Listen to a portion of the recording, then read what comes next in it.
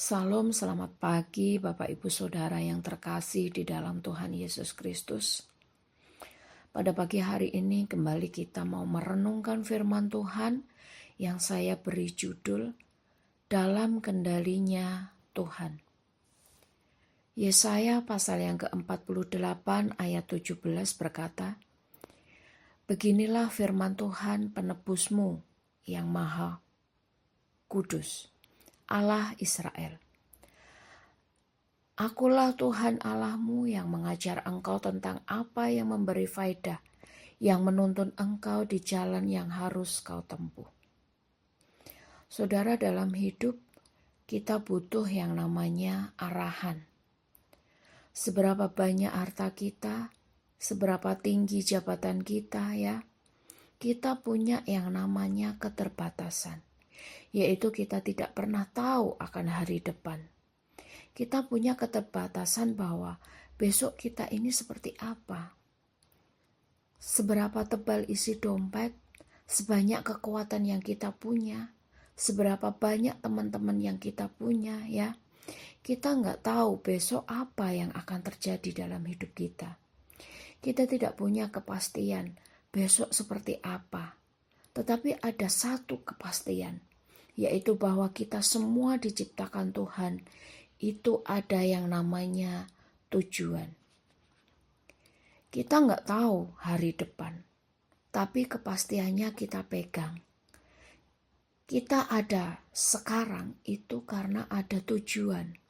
Walaupun kita nggak tahu besok itu seperti apa, tetapi hari ini kita dikasih kesempatan untuk ada, itu karena ada tujuan yang Tuhan tetapkan buat kehidupan kita. Dia yang menciptakan kita, Dia pula yang memberi tujuan dalam hidup kita. Sehingga kita sepakat bahwa tujuan dalam hidup ini adalah Tuhan yang menetapkannya.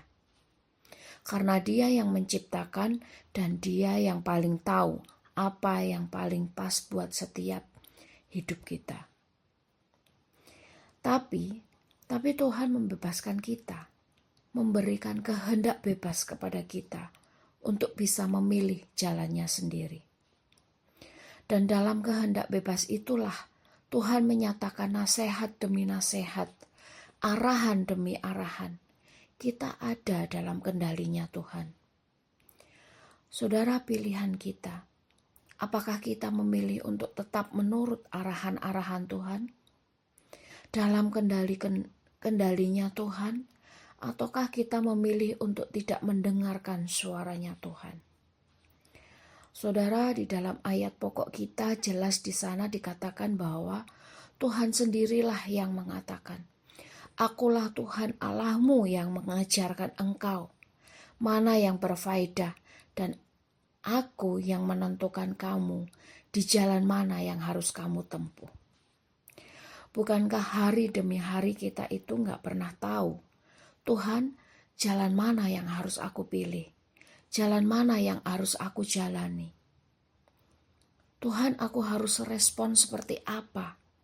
Tuhan, bagaimana nanti tentang masa depanku? Dan lain sebagainya, saudara. Di sini Tuhan menyediakan dirinya dan bilang begini, "Aku sendiri yang akan mengajar kamu tentang apa yang berfaedah. Aku yang akan kasih tahu kamu dan menuntun kamu ke jalan yang harus kamu tempuh." Sehingga jelas sudah, saudara, bahwa tanpa kendalinya Tuhan atau tanpa arahan dari Tuhan, kita tersesat. Tuhan menyatakan, "Aku yang menuntunmu. Aku yang pegang kendali dan mengarahkan jalanmu." Sehingga kita selalu sepakat bahwa tanpa arahan Tuhan, aku tersesat.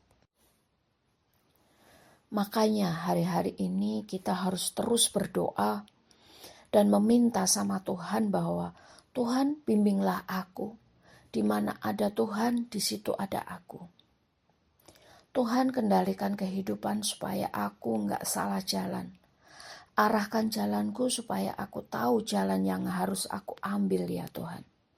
Karena tanpa arahan atau kendali Tuhan, aku gak akan tahu aku ada di mana. Tanpa arahan, mulai aku tersesat. Tanpa arahanmu, aku pasti lakukan hal yang salah. Tanpa arahan Tuhan kita tersesat. Yakobus 1 ayat 14-16. Tetapi tiap-tiap orang dicobai oleh keinginannya sendiri karena ia terseret dan terpikat olehnya. Dan apabila keinginan itu telah dibuai, ia melahirkan dosa. Dan apabila dosa itu sudah matang, ia melahirkan maut. Ayat yang ke-16, saudara-saudara yang kukasihi, janganlah sesat.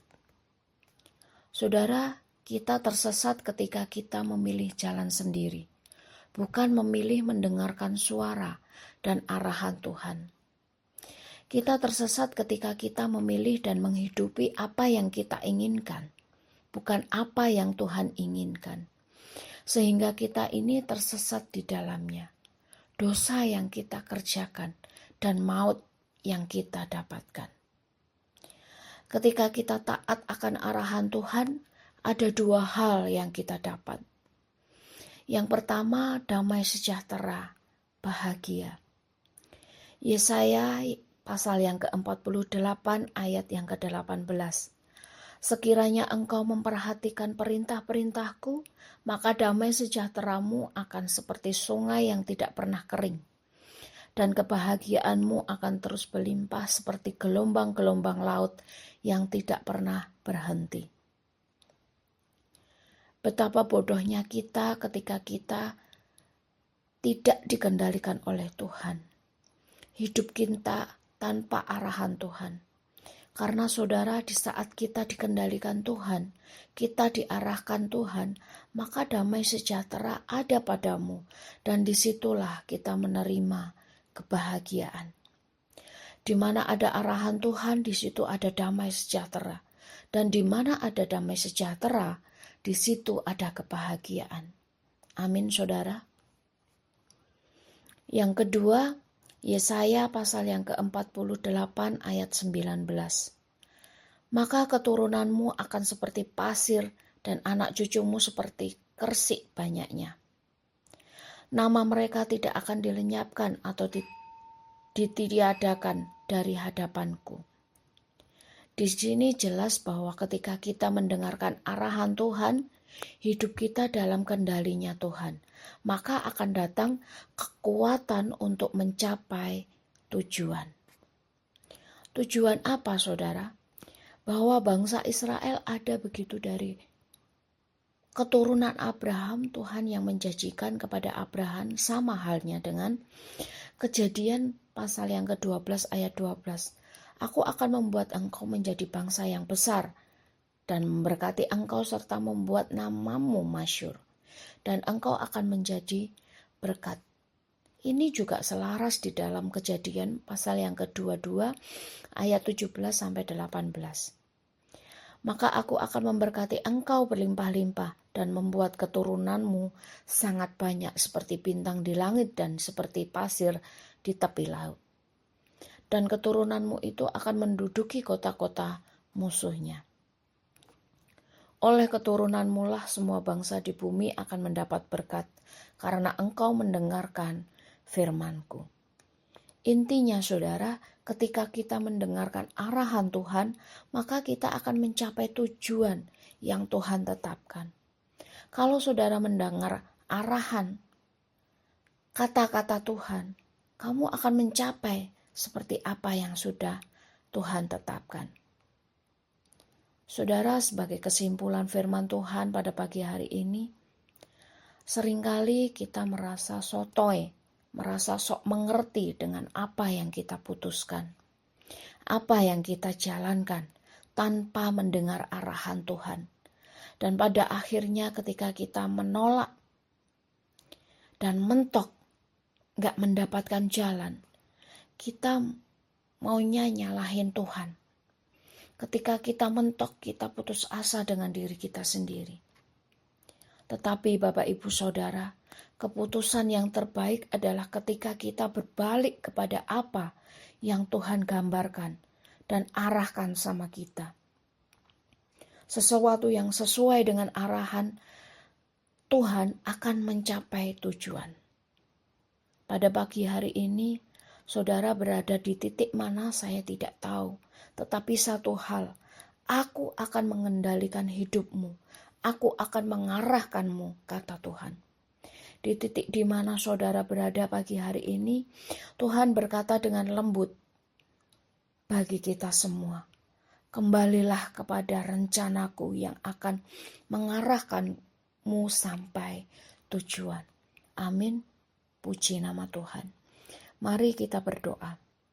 Terima kasih ya Bapa buat firman-Mu pada pagi hari ini yang mengajarkan kami untuk selalu percaya akan kendali dan arahan Tuhan bagi hidup kami, sehingga kami dapat mencapai tujuan yang sudah Tuhan tetapkan bagi setiap kami.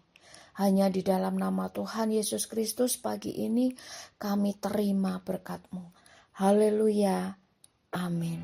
Roh Allah yang hidup urapi aku.